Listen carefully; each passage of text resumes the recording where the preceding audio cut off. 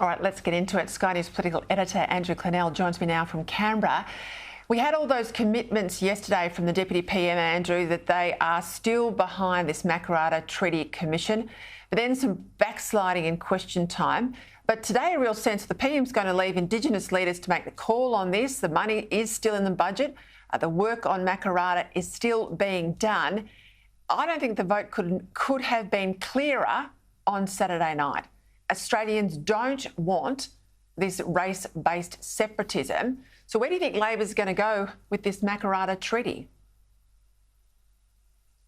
Well, I don't know, but I would suspect perhaps they're either not going to do it or they're going to kick it off into the grass for a while. But he is a bit hamstrung because he says he's going to listen to Indigenous leaders.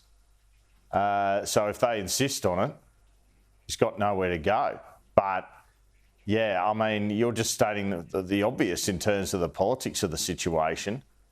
It'd be difficult to go ahead with it. I mean, you saw in Western Australia, Peter, the reaction to that Aboriginal Cultural Heritage Act.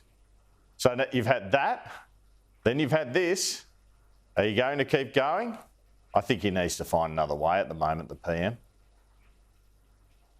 Look, I think he's in trouble here in terms of integrity. I mean, he said all the way through the lead up to the referendum that this was nothing to do with treaty. It was only focused on the voice, that he kept pushing treaty off.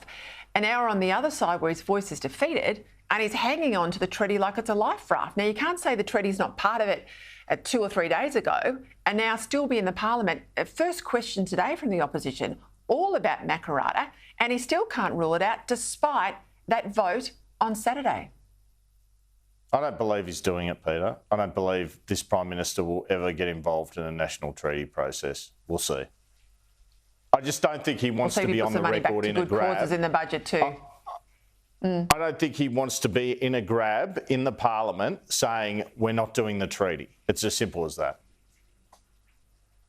So you reckon he's going to wait for the Aboriginal leaders to come away from their week of mourning, have some sort of closed-door meeting with them and agree a form of words so he can step aside? Do you think that's how it's going to go? I think he'll just change the subject. Say there are state treaty processes, but come up with some form of package or some form of measures. I mean, he made the point today that Ullaru's statement from the heart took decades, so don't expect him in a few days to come up with something. I think I don't expect an immediate announcement. But I know enough about his position to know the voice was pretty much it for him. I mean, Linda Burney definitely wanted all three.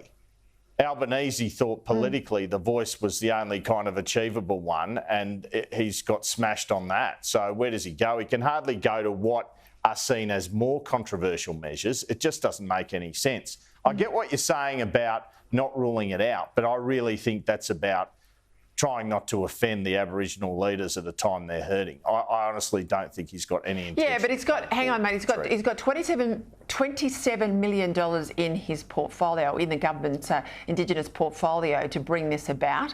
There's a process requiring an Indigenous majority on this Makarrata. We know the money's been spent. I've spoken to public servants. I know they're doing a lot of work on this.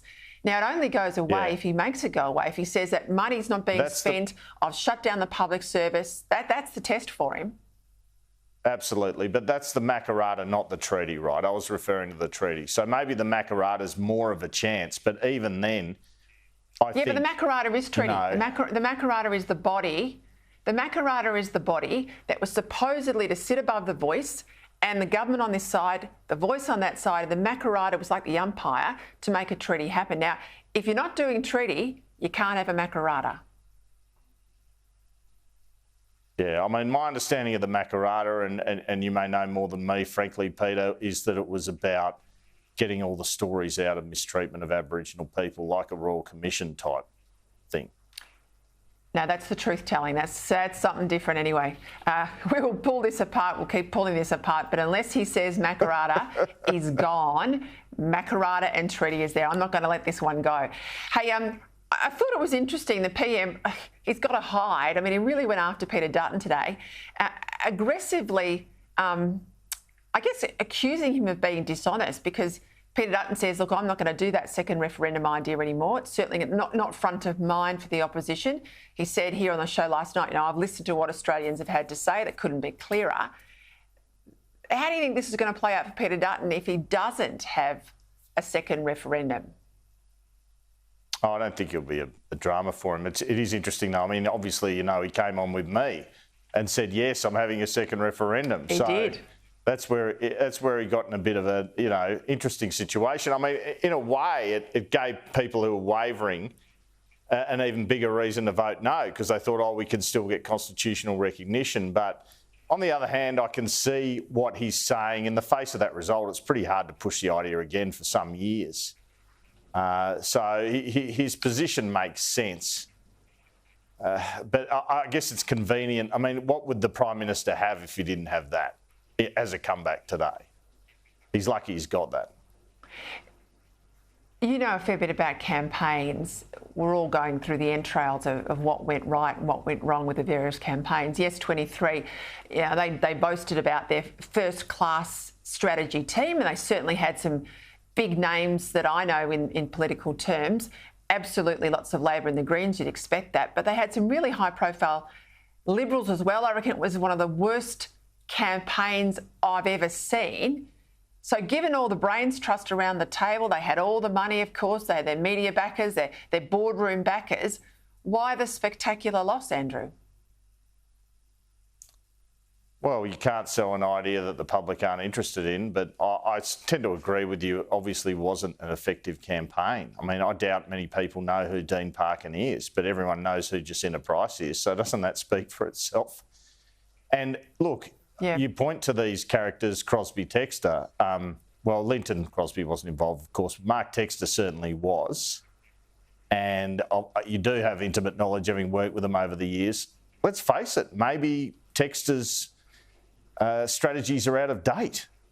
He was brilliant for Howard, but Howard was pretty damn brilliant, and then he had the Jobs and Growth slogan in 2016. That didn't work. There was a lot of party room discontent at the time at that slogan, at that Crosby-Textor strategy.